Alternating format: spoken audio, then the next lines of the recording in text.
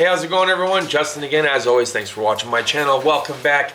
It ain't easy when you're greasy. And what do I mean by that? I'm talking about heavy line, baby. Those of us out there that are mechanics, not necessarily technicians, and those of you that don't know the difference, I'll try to post a little card up here somewhere. So I think I've already talked about it, the difference being a mechanic or technician.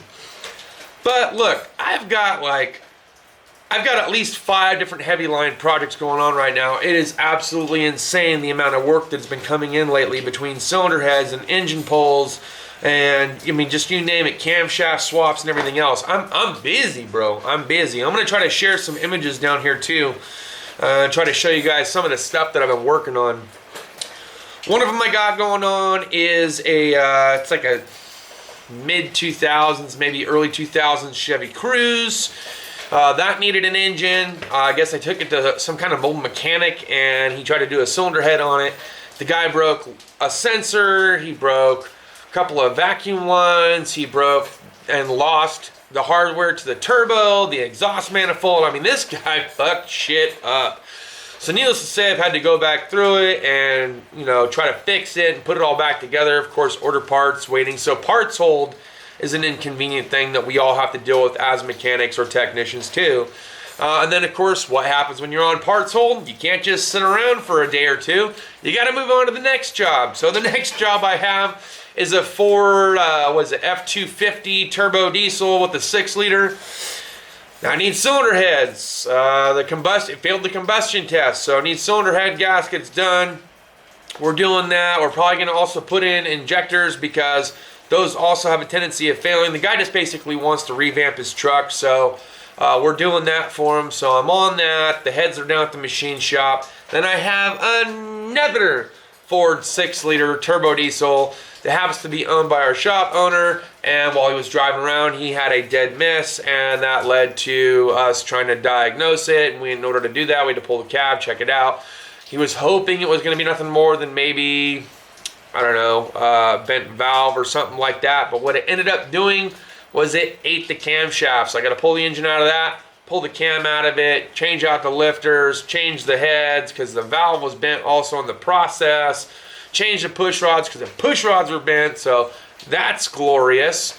And then the other project that I have is on a 7.5 liter to 460, which I just finished up today. But I do have to tighten up the exhaust clamps for going to the manifold from the down pipes or the Y pipes.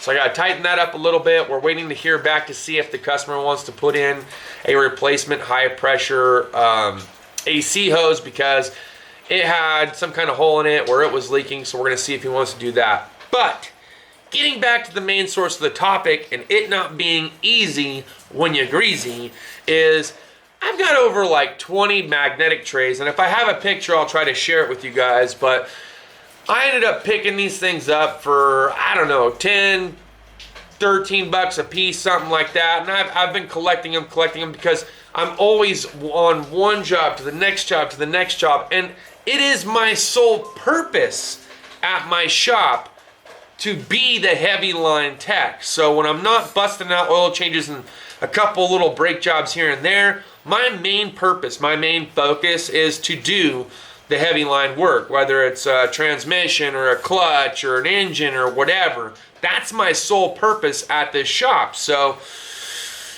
yeah, like I said, you can't stay stagnant. You got to keep moving. I always get pushed beyond my limits and I start realizing my capabilities the more and more that I'm pushed. So that's like a big thing for me, and I get a little bit stressed out, sure, and I think anyone else that's a mechanic or even a technician, you might get a little overwhelmed from time to time. But I really think that helps you to hone in your skill a little bit, and it helps you with short-term memory loss and long-term memory loss. So those are things that I've had to deal with ever since the war. So I've actually had a chance to get better at trying to maintain memory, and where I can't, I try to stay organized by using a permanent marker and simply jotting down certain areas, and I put the bolts inside the tray. Like the magnetic trays work great for me because I can use brake cleaner and literally use a permanent marker, write down whatever it is, exhaust manifold, intake manifold, throttle body, and I just start writing stuff on there and sticking the bolts in that little area of that tray. And then when I'm all done with that job, I clean it off, wipe it out, and it's ready for the next job. So magnetic trays definitely help me stay organized. I have heard of, and I have seen people using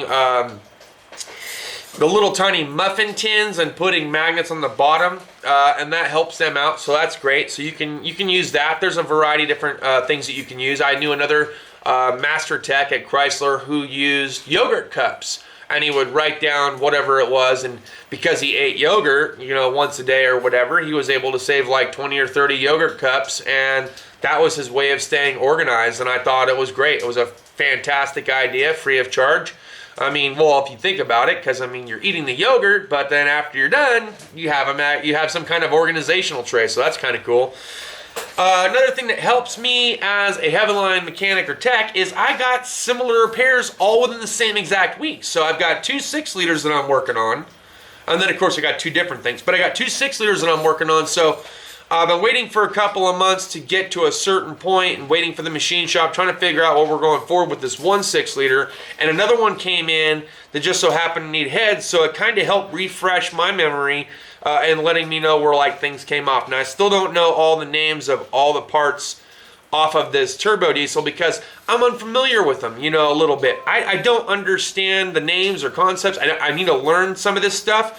From a gas technician standpoint, it's fairly simple when you start taking things apart because I know that stuff. But with diesels, things are called different things and I don't always know what they are. So I try to stay organized and I put them in a little tiny, party line, so to speak, as Astral would say. And I try to keep everything kind of like in order for the most part and within magnetic trays. So it works for me. I also have enough experience in the trade as a heavy line mechanic to where when I run into a certain thing, whether it's a 3.7 or a 5.7 or a 3.6 or a 2.4 or whatever Chrysler product or a 4-liter, I know exactly what I need to do, how to do it, and get it in and out as quick as possible. So having that experience works out well for me. I also got a lot of experience with big block Ford, small block Chevy, domestics. I learned and was bred on domestics throughout my first 8 or 9 years of doing this now. God, what is it, 2019?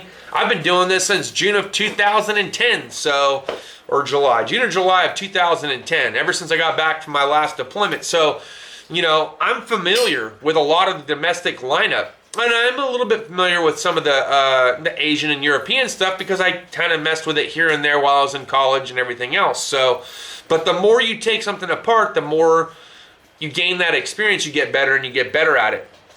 And last but not least, the work doesn't just stop coming in because you want to take a holiday. So if you decide to take a break or you need to take vacation or you got military training or whatever's going on in your life, the work's not just going to stop coming in, and ain't no one going to be able to put this vehicle back together because you're the one that took it apart. Now, granted, somebody might be forced to do that if you got laid off from your position, which I've also seen. When I was over at the Chrysler dealership, we had a guy that came in and he was working on a Dodge pickup truck, and I don't know, maybe it was because he was high, I have no idea. But he thought it would be a great idea to show everyone that you could take the cab off of a Dodge Cummins to do the cylinder head on it, and that would be easier. It wasn't. It took him like 3 days to get it off because it was his first time ever trying to take the cab off of a Dodge Cummins. And then within a week, he got caught with meth in the frickin' bathroom and then got arrested and taken to jail and then lost his job. And so then somebody had to come back to it and put all the nuts and bolts and pieces of this thing back together. And everyone's like, what in the fuck?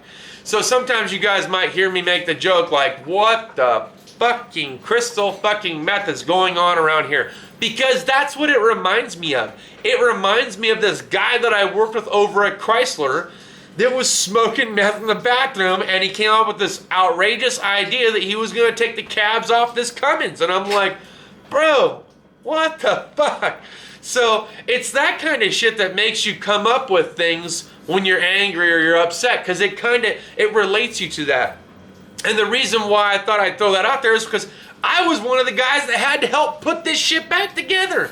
Now, granted, my buddy Frank at the time was the main guy, but I had to go over there and try to see if I couldn't help him with some of the stuff.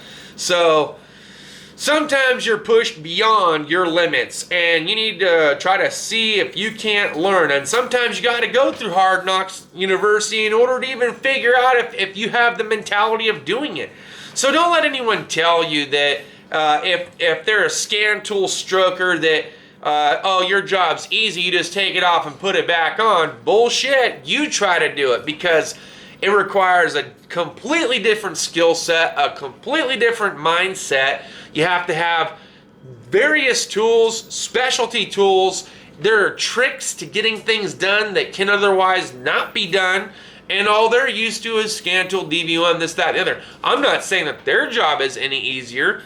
Lord knows I don't know that shit, but I know that they don't know my shit either. So we go to bat, right? So that's what we got going on for this video. Look, I hope it helps somebody realize more of what the differences were, but I also hope that you guys can gain a better respect and understanding for those of us that stay greasy day in and day out, yanking these engines, yanking these transmissions, doing what we do.